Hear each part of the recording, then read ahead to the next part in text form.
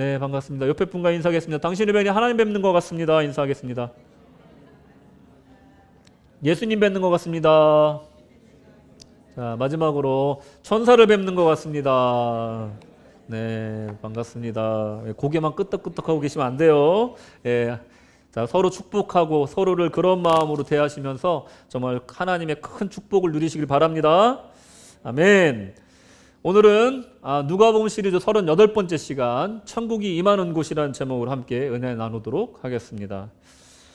여러분, 역사에 대한 많은 명언들이 있는데 혹시 알고 계신 게 있습니까? 저는 오늘 몇 가지를 여러분에게 소개시켜 드리려고 하는데, 먼저 윈스턴 처칠이 한 얘기입니다.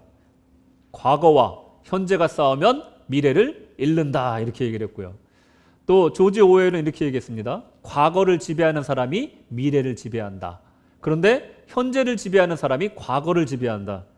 이해 가세요? 자, 캐치하셔야 됩니다. 자, 가장 유명한 역사학자 중에 한 명인 엘빈 토플러는 이렇게 얘기했습니다. 과거와 싸우지 말고 미래를 만들어라. 그러면 미래가 과거를 정리해 줄 것이다. 또 존 로버트 실리는 이렇게 얘기했습니다. 역사란 과거의 정치이며 정치란 현재의 역사다. 무슨 말이야 이게? 어렵죠?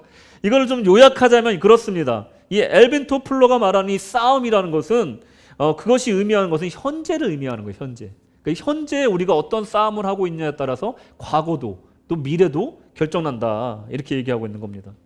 과거도 미래도 사실은 현재 우리 삶과 굉장히 밀접하게 관련이 돼 있다. 그리고 과거에 과오가 많던 사람도 현재 참회하는 마음으로 살고 더욱더 성장하기를 위해 살고 있다면 훌륭한 미래를 기대해 볼 수 있다는 겁니다. 또 반면에 아무리 과거에 화려한 업적을 갖고 있는 사람이라 할지라도 현재 나의 모습이 어떠한가에 따라 미래의 모습도 결정된다라고 요약을 할 수가 있는 거죠.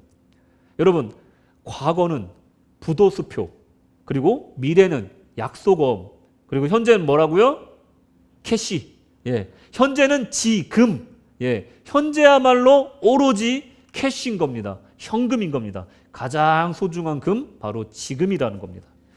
그리고 또 이런 말도 있습니다. 장차 10년 후에 나의 모습이 궁금한가? 그러면 이 최근 10년간의 나의 모습을 성찰해 보라. 이런 말이 있습니다. 예, 다음에 있어요. 그러니까 내가 내 미래가 알고 싶으면 내가 지금까지 살아온 모습과 현재의 모습을 보면 그 10년 후의 모습이 보인다. 이렇게 얘기를 하는 겁니다. 이렇게 우리의 현재, 곧 우리의 과거의 기록, 그리고 우리의 미래는 현재의 모습의 결과로 나타난다는 거죠. 그리고 과거와 현재와 미래는 이렇게 밀접한 관계를 갖고 있다는 겁니다. 그러니 과거에만 묶여 살 필요가 없고, 그렇다고 미래만 바라보고 현재를 소홀히 할 수도 없고, 우리 현재를 열심히 살고 과거의 과오를 고치려고 노력하고 또 미래를 소망하며 살아야 된다는 겁니다. 오늘 본문은 장차 임하실 하나님 나라가 언제 임하느냐라는 바리새인의 이 미래지향적인 질문에 대한 주님의 답변으로 오늘 말씀이 시작이 됩니다. 이 주님의 답변 속에는 신학적으로 굉장히 중요한 개념이 숨어 있습니다. 그것은 뭐냐면 이미와 아직입니다. 이미와 아직. Already but not yet. 이게 굉장히 중요한 신학적인 개념이에요. 우리가 종말을 말할 때, 인자의 날을 말할 때 이 이미와 아직의 개념이 굉장히 중요합니다. 오늘은 이 개념을 가지고 함께 은혜 나누도록 하겠습니다. 오늘 하나님의 나라가 임하는 곳은 어디며 어떤 영적 상태가 요구되는지 살펴보실 때 큰 영적 깨달음과 유익을 얻으시기 바랍니다. 또한 이 깨달음이 과거에 대한 회심의 원동력이 되고 현재에 대한 변화의 힘이 되고 미래에 대한 소망이 되시기를 우리 주님의 이름으로 축원합니다. 아멘. 첫째로 이미, already, 여기에 불교에서는 극락정토에 가려면 적선량이 필요하다고 그래요. 적선량. 그게 뭐냐면 쌓을 적자에 선할 선자, 착할 선자예요. 그러니까 선행을 많이 쌓으면 쌓을수록 극락전토에 이를 수가 있다라고 믿는 것이 불교의 사상이라는 겁니다. 근데 그 양은 정해져 있지가 않아요. 많으면 많을수록 좋다 이렇게 주장을 합니다. 그러면 기독교에서는 이 의에 대해서, 이 선함에 대해서 어떻게 얘기할까? 우리가 천국에 가려면 의를 얼만큼 쌓아야지 갈 수 있느냐? 이 주제에 대해서 우리는 이미 답을 알고 있지만 이 기독교 역사에서는 오랫동안 논쟁의 주제가 되어 왔습니다. 인간이 의는 온도가 올라가고 내려가는 것처럼 그 수치가 오르락내리락하고 그 양이 적었다 많았다 이게 하는 것이 그 우리의 의라고 얘기를 하고, 종말의 날에 인자의 날에 그 양이 얼마가 될지는 아무도 모르니 이미 얻었다 할 수도 없고 아직 얻지 못했다 할 수도 없는 것이 구원이다 라고 말하는 그런 사람들이 있었다라는 거예요. 여러분들 생각은 어떻습니까? 우리가 얼마나 더 의를 쌓아야지 천국에 들어갈 수 있을까요? 근데 이 질문 자체가 틀렸다는 걸 여러분 아실 겁니다. 왜냐하면 하나님 나라에 들어가는 조건은 의의 양이 아니기 때문에 그래요. 의가 많이 쌓였다고 해서 하나님 나라에 들어가는 것이 아니라는 겁니다. 그러니 그 질문은 틀린 거죠. 누구를 믿어야 하며 그 믿는 사람이 어떻게 살아야 하는지 정확히 알고 믿는 사람이 바로 이미 already 그 하나님 나라가 그 마음에 임했다는 겁니다. 할렐루야. 그분이 누군지 아는 사람, 그분이 예수라는 것을 아는 사람, 그 삶을 따라가는 사람, 그 사람의 마음엔 이미 하나님의 나라가 임했다. 할렐루야. 그걸 믿으시기 바랍니다. 여기 계신 모든 우리 성도님들, 예수를 우리의 생명의 구주로 믿으십니까? 아멘. 예, 오늘 여러분의 이 천국의 백성인 줄로 믿습니다. 혹시라도 아직도 주님을 구주로 믿지 못하는 분이 여기 계시다면 결신하시고 구원에 이르시기를 주님의 이름으로 축원합니다. 오늘 본문의 구절은 성경학자들이 이렇게 얘기를 합니다. 이 우리 누가복음 17장에 이 구절을 뭐라고 부르냐면 소묵시록이라고 그래요. 소묵시록. 묵시록이 뭐냐면 종말의 날에 대한 예언의 말씀을 말하는 거예요. 요한계시록 같은 겁니다. 그러니까 소묵시록의 구절이라고 얘기를 해요. 종말에 대한 얘기를 우리 주님께서 하고 계신 거예요. 그러니까 마지막 때에 주님의 묵시의 말씀이시고 그리고 예수님이 그 심판자이시라는 이 강력한 기독론이 담겨있는 구절이라는 겁니다. 오늘 본문의 시작은 하나님 나라가 임할 때 태에서 바리새인의 질문으로 시작된다고 그랬는데 20절에 보시면요. 바리새인들이 하나님의 나라가 어느 때에 임하나이까 묻거늘 이렇게 시작이 돼요. 주님께서 이 질문에 대해서 뭐라고 대답하는지 한번 보겠습니다. 21절에 또 여기 있다 저기 있다고 못하리니 하나님의 나라는 너희 안에 있느니라. 이게 무슨 말씀입니까? 하나님의 나라가 너희 안에 있다. 이 말씀은 무슨 말씀이냐면 하나님의 나라는 너희가 생각하듯이 언제인지 알 수도 없고 그리고 어디에 임하는지도 딱 집어서 얘기할 수가 없다라는 거예요. 여기서 우리가 지나치면 안 되는 중요한 개념이 있어요. 그 뭐냐면 하나님의 나라는 너희 안에 있다. 이 너희 안에 있다라는 개념을 우리가 알아야 됩니다. 마치 이게 불교의 선문답 같이 너희 안에 있다. 어디 있냐고 물어보니까 너희 안에 있다라고 대답하는 것을 보고 우리가 어떤 명상 종교, 명상 철학적 종교의 관점으로 이 말씀을 해석하면 절대로 안 됩니다. 굉장히 위험합니다. 원각경에서는 비슷한 말씀이 나와요. 극락은 따로 있는 것이 아니라 너의 마음속에 있다라는 원각경의 말을 보고서 성경하고 똑같네. 똑같은 말이 성경에도 있네 라고 말하는데 그것은 잘못된 해석입니다. 여기서 말하는 것은 우리의 마음 수양을 통해서 극락에 이른다는 뜻이지 이것은 전혀 예수님과는 관련이 없는 말이기 때문에 같은 말이라고 할 수가 없는 거죠. 이 두 문장이 같아 보이지만 다른 문장이라는 겁니다. 이 구절에서 해석하기 위해서 우리가 먼저 알아야 될 것은 너의 안에라는 단어에 대해서 우리가 알아야 됩니다. 이것을 두 가지로 해석할 수가 있습니다. 첫째로 하나님의 통치가 우리 심령 가운데 임하는 것을 말하는 거예요. 너희 안에 천국이 있다는 것, 너희 안에 하나님 나라가 있다는 것은 하나님의 통치가 있다는 거예요. 하나님의 나라가 우리 안에 있는 것이니까 우리가 하나님의 통치 안에 있다는 것을 말하는 겁니다. 바리새인들이 생각했던 그 메시아의 나라는 어떤 나라였나요? 여러분들도 다 아시겠지만 바리새인들이 생각한 메시아의 나라는요 아주 판타지적인 그런 나라예요. 아주 강력한 군사력과 통치력을 갖고 있는 세속적인 나라를 말하는 겁니다. 지금 자신들을 억압하고 있고 누르고 있는 이 로마보다도 훨씬 강력하고 또 전 세계를 아우를 수 있는 아주 큰 나라를 메시아가 오면 세울 것이다. 우리의 이 핍박도 메시아가 오면 끝날 것이다 라고 믿었던 것이 바로 그 당시에 바리새인과 유대인들의 생각이었다는 겁니다. 세속의 나라를 꿈꿨다는 거예요. 하지만 하나님의 나라라는 것은 인간 세계의 틀에 가둘 수 없다라는 것을 우리는 압니다. 오히려 그것을 능가하는 우주적인 통치를 말하는 것이고, 그리고 영적인 통치를 의미하는 거예요. 바실레이아라는 것은 세속적인 나라, 영토를 말하는 것이 아니라 하나님의 그 우주적인 통치를 말하는 겁니다.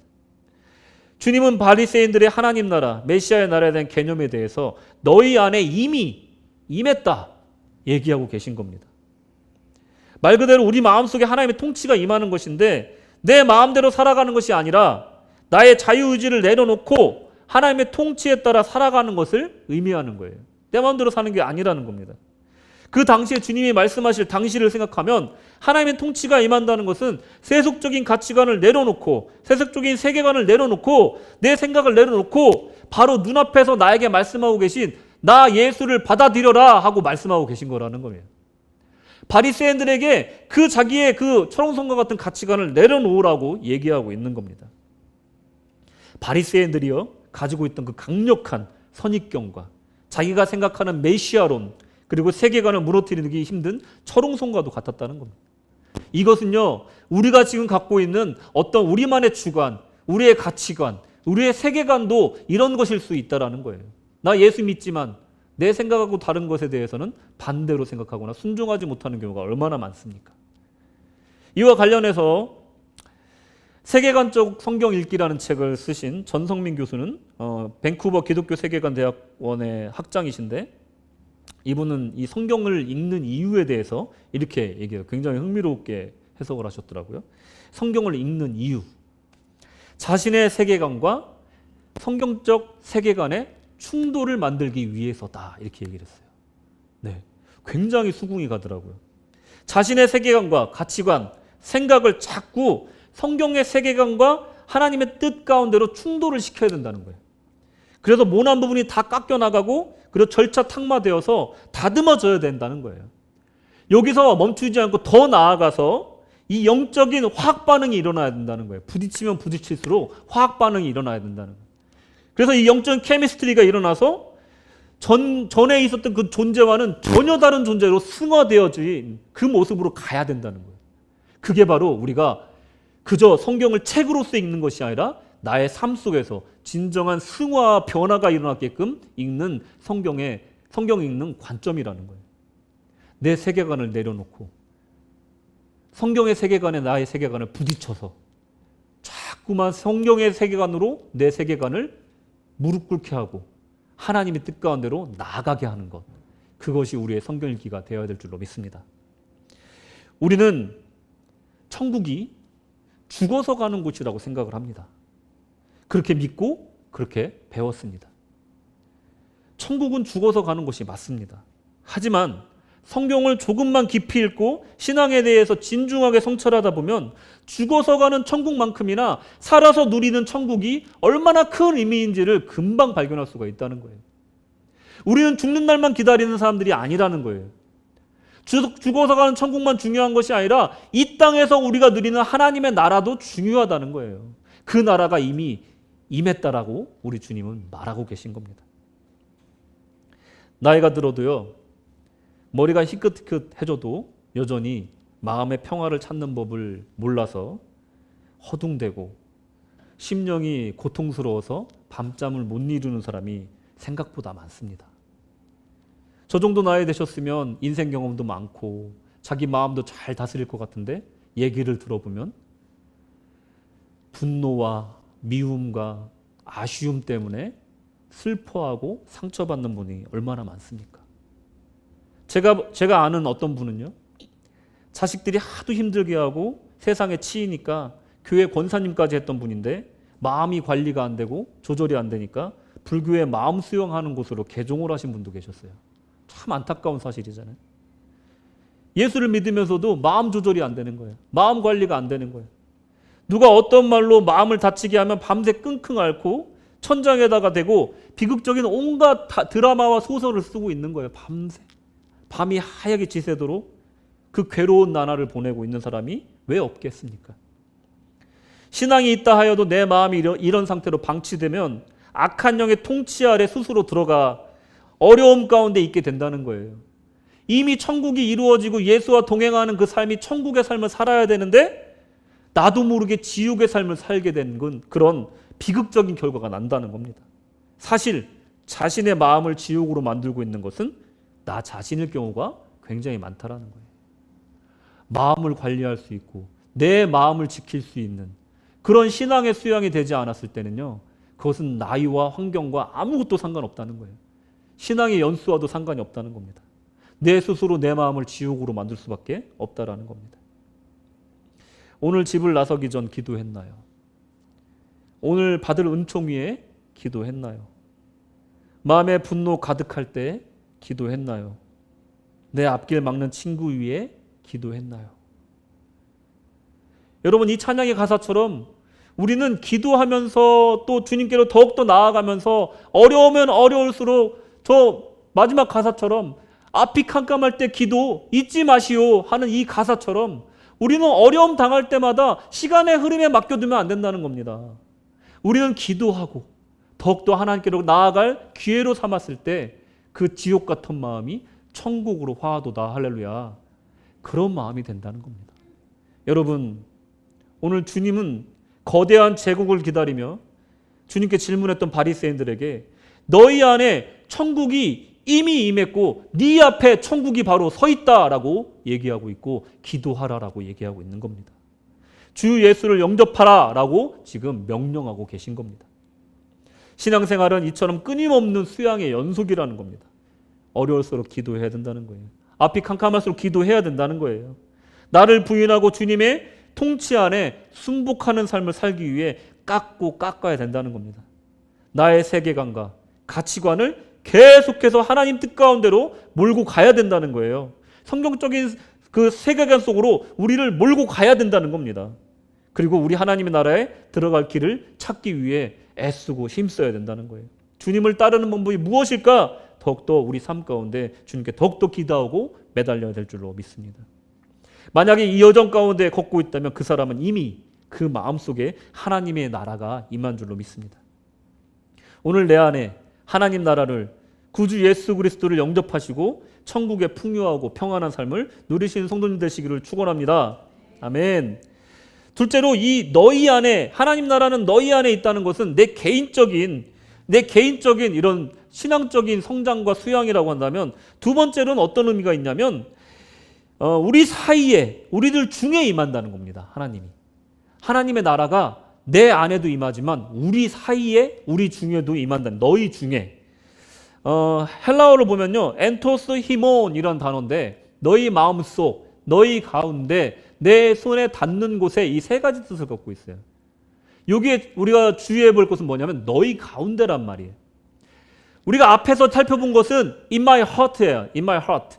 그러면 지금 얘기하고 있는 건 among us를 얘기를 하는 거예요. among us. 내 마음 속에도 임하지만 우리들 중에도 임한다는 거예요. 우리들 관계 속에도 임한다는 겁니다. 개인적이고 영적인 의미와 별개로 관계의 의미도 포함하고 있다는 것은 굉장히 신학적으로 흥미로운 거예요.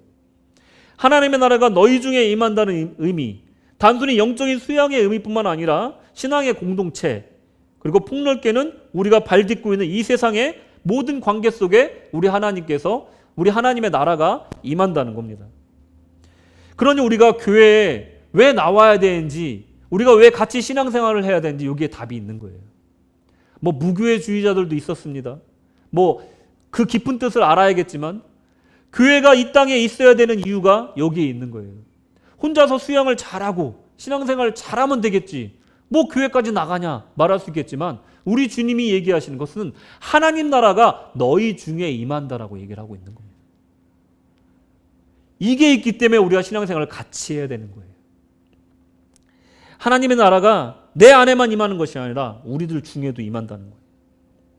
하나님이 하늘에서 이루어진 것 같이 땅에서도 그 나라가 이루어지게 하려면 혼자 힘으로 되지 않는다는 겁니다.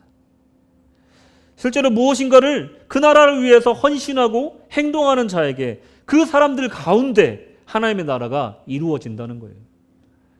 You will be done. 하나님의 뜻이 이 땅에 이루어지기 위해서는요, 한 사람의 힘으로는 절대 되지 않는다는 거예요. 주님의 백성들이 한 마음 한 뜻으로 그 뜻에 따라 살아갈 때 하나님의 나라가 건설된다는 겁니다. 우리 주변에는 좋은 관계도 있지만 냉랭한 관계도 분명히 있고 파괴적인 관계도 분명히 있다는 것을 우리는 부인할 수가 없습니다. 저는 얼마 전에 아주 놀라운 광경을 봤는데 굉장히 놀랐어요. 아이를 데려다주고 학교 정문을 지나가는데 그냥 평범한 행색을 한 엄마 한 명이 아주 조그만 아이를 코너에 몰아놓고서 정말 무서운 눈으로 엄청나게 큰 소리로 중간중간 들려오는 욕설을 통해서 이 아이가 얼마나 공포에 질렸을까 상상이 될 정도로 이 아이를 혼내키고 있는 모습을 봤어요. 또 어떨 때는요, 담배를 피면서 유모차를 끌고 있는 엄마가 조그만 아이한테 손가락 욕을 하는 걸 봤어요.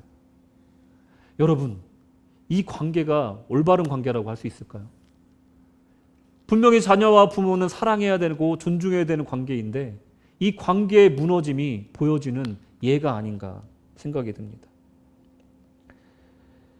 나라가 나라를 대할 때, 개인이 개인을 대할 때 가장 쉬운 방법은요, 힘센 사람이 힘 약한 사람을 누르면 돼요.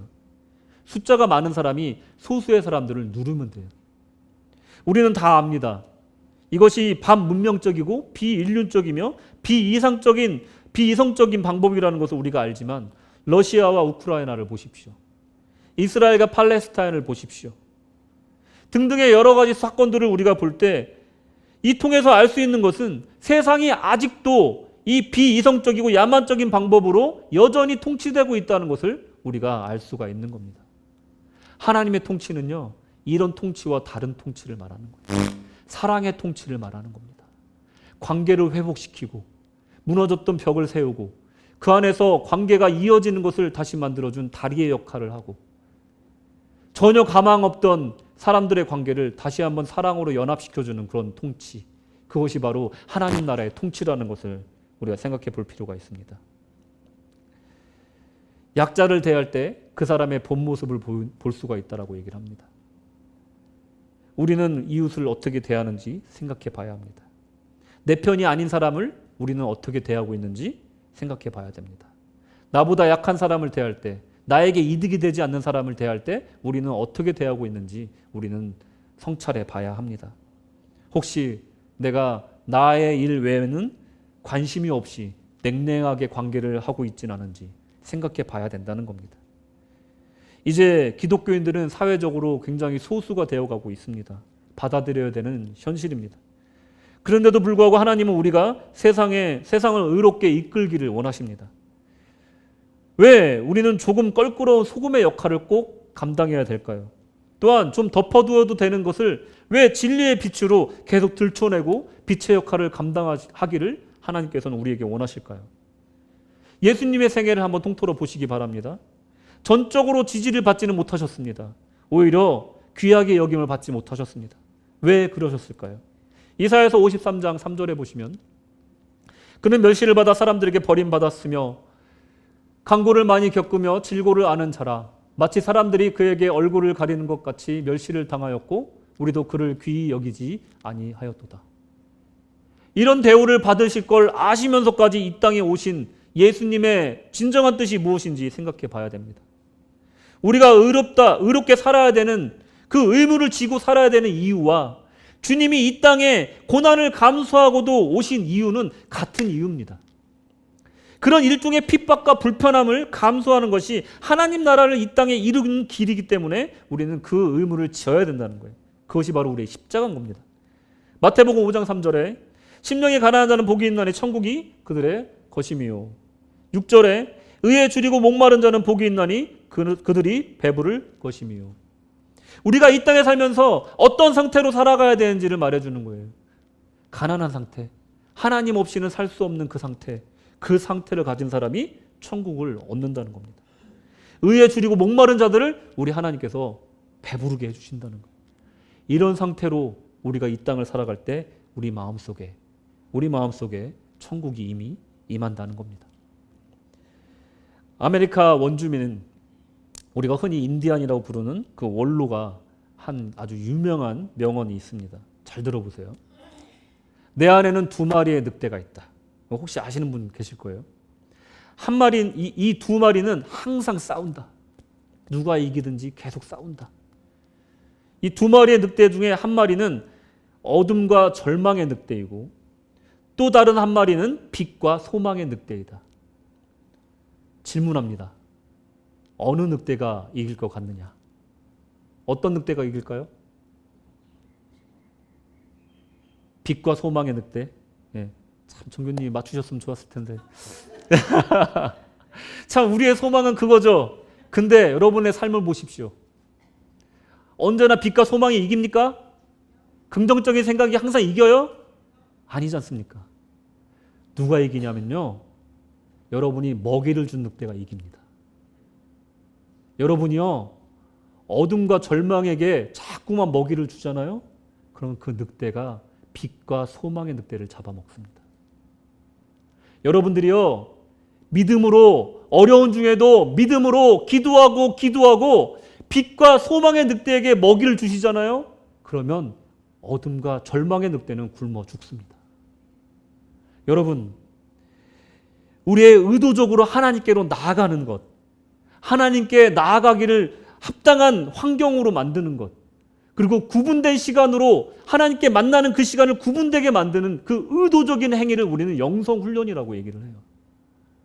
우리는 시간의 흐름에 따라서 내버려두면 안 된다는 거예요. 누가 이기든 상관하지 않고 그들이 싸우게 놔두면 안 된다는 겁니다. 의도적으로 빛과 소망의 늑대를 우리가 먹이고 키워야 된다는 거예요. 그래야지만이 우리 안에 지옥이 물러가고 하나님의 나라가 임할 줄로 믿습니다.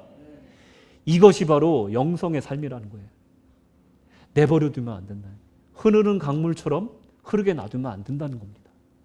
의도적으로 하나님 뜻 가운데로 우리가 나아가야 된다는 거예요. 내 안에 죄악된 삶과 분노와 미움을 굶어 죽이고 빛으로 소망으로 먹이고 양육해야 된다는 거예요. 이것이 이미 우리 안에 우리들 사이에 우리의 세상에 하나님의 나라가 임하는 방법이라는 겁니다. 그럴 때 우리가 미워하던 사람이 우리를 화나게 하던 사람이 우리의 친구가 되고 이웃이 되는 놀라운 기적이 일어난다는 겁니다. 그럴 때 그 관계 속에 하나님이 역사하실 줄로 믿습니다. 두 번째로 우리가 살펴볼 것은 not yet, 아직이라는 개념이에요. already but not yet, 그 중에 not yet.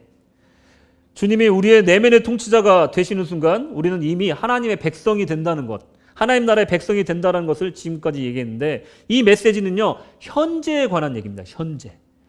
이미 임한 그 나라, 내가 이 현재를 살아가는 방법이 무엇이냐, 이거에 대한 얘기를 하고 있었던 거예요. 이제는 우리가 장차올 그날, 인자의 날을 대비하는 방법이 무엇이냐를 살펴보겠습니다. 주님은 이 이어지는 구절에서 장차올 인자의 날을 어떻게 준비해야 될지를 얘기해 주세요. 먼저 하나님 나라가 완전히 이루어지는 그날은 주님의 날 또는 인자의 날이라고 명명합니다. 주님이 첫 번째 임재하셨을 때는 인카네이션, 구원자로 오셨어요. 성육신을 하신 거예요. 근데 두 번째 임하심, 재림은요, 심판자로 오시는 거예요. 그 뒤는 없어요. 모든 것이 끝나는 겁니다. 그날이 지금 째깍 오고 있다는 겁니다.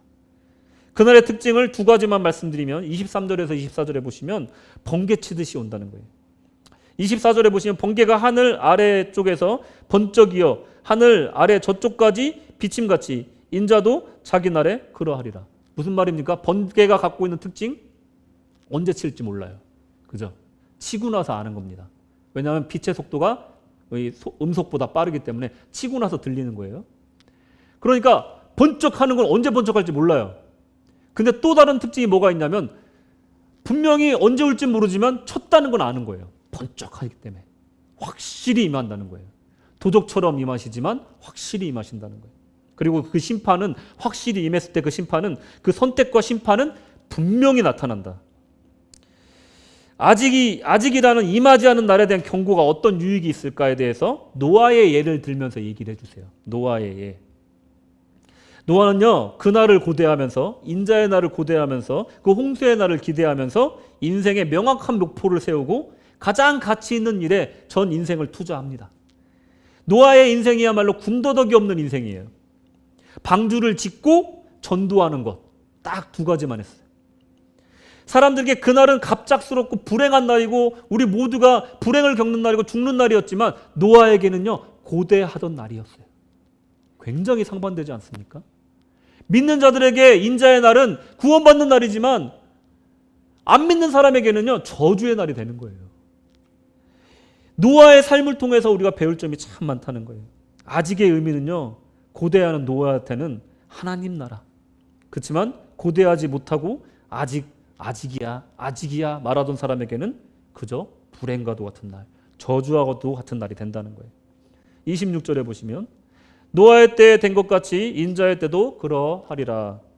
노아가 방주에 들어갔던 날까지 사람들이 먹고 마시고 장가들고 시집가더니 홍수가 나서 저희를 다 멸하였으며 또 롯의 때와 같으리니 사람들이 먹고 마시고 사고 팔고 심고 집을 짓더니 아직 임하지 않았어. 아직 임하지 않았어. 라고 생각을 한 거예요. 그래서 하던 대로 다른 일에 열중해서 살다 보니 결국은 하나님의 나라가 임했는지도 모르고 영원히 모르다가 그 저주의 날을 임하게 된 겁니다.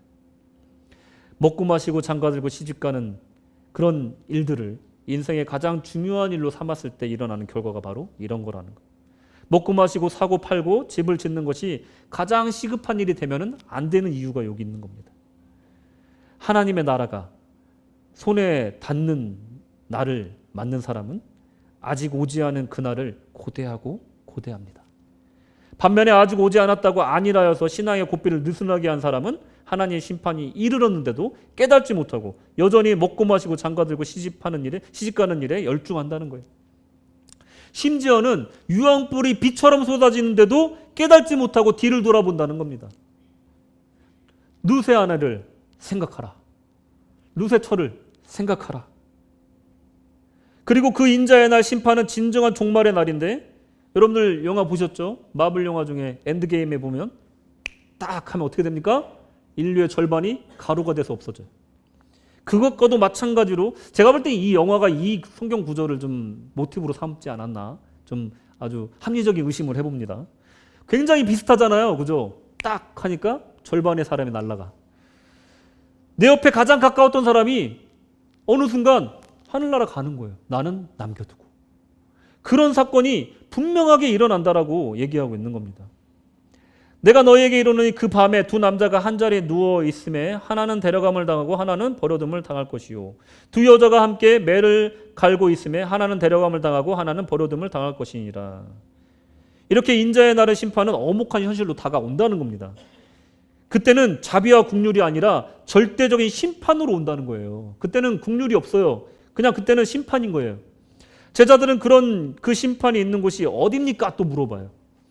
그거 어디로 가야 이걸 피할 수가 있습니까? 이게 물어봐요. 그랬더니 예수님이 또 친절하게 대답을 해주시는데 37절에 저희가 대답하여 가로되 주여 어디에 오니까 가라사대 죽음이 있는 곳에는 독수리가 모이느니라 하시니라. 이걸 반대로 말하면 뭡니까? 죽음이 있는 곳에는 죽음의 영들이 모이는데 반대로 얘기하면 구원이 있는 곳에는 하나님의 천사들과 하나님의 사람들이 모인다. 금묵자흑이라는 게 말이 있어요. 묵을 가까이 하면 검어진다. 이런 말이에요. 마지막 때가 가까우면 가까울수록 우리는 더 영적인 곳으로 가야 된다는 거예요. 하나님을 영적으로 깊이 섬기는 곳으로 더 가까이 나아가야 된다는 겁니다. 나보다 더 신앙 좋은 사람들이 모이는 곳으로 나아가서 발전하고 성장해야 된다는 거예요. 나보다 신앙이 좋은 사람 사이로 들어가면요, 처음에는요, 처음부터 배워야 되고 처음부터 훈련해야 되니까 자존심이 상할 수는 있어요. 근데 처음부터 배워야 되는 것이 뭐가 어렵습니까? 참고 배우고 훈련해야 될 때는 훈련해야 되는 겁니다. 죽음이 모이는 곳에 오히려 구원을 향해 가는 사람을 가까이 하고 노아처럼 자기 사명을 찾아서 전념하는 것, 그것이 마지막 때 우리가 가져야 될 그런 자세라는 겁니다. 그런 사람에게 하나님의 나라가 아직이 아니라 고대하는 날이 된다는 거예요. 결론입니다. 우리는 지난 시간에 설교를 통해서 천국과 이 땅과 지옥 간에 아주 극복할 수 없는 깊고 넓은 간극이 있다는 것을 우리가 배웠습니다. 한번 심판의 날이 되면 천국과 지옥은 넘어갈 수가 없는 거예요. 이생과 저승은 나눠져서 넘어갈 수가 없는 거예요. 그 심판의 날이 바로 인자의 날이 오고 있다는 겁니다. 주님은 구원자로서 우리에게 긍휼과 자비를 베푸시고 아직 임하지 않은 하나님 나라에 들어가도록 우리를 지금도 인도하시고 긍휼을 베푸시지만 아직 멀었다고 단정짓기에는 너무나 큰 도박을 해야 되는 그런 것입니다. 나 예시라고 생각하기에는 너무나 큰 도박을 해야 돼요. 오직 오늘 아직 임하지 않은 하나님 나라를 고대하고 나의 마음속에 하나님의 통치를 받아들이고 하나님 뜻대로 살아가야만 이미 임한 천국을 오늘 누릴 수가 있다는 겁니다. 천국은 바로 예수와 함께 살아가는 것을 의미합니다. 아무리 배불리 먹고 편한 곳이라도 예수가 없으면 지옥인 줄로 믿습니다.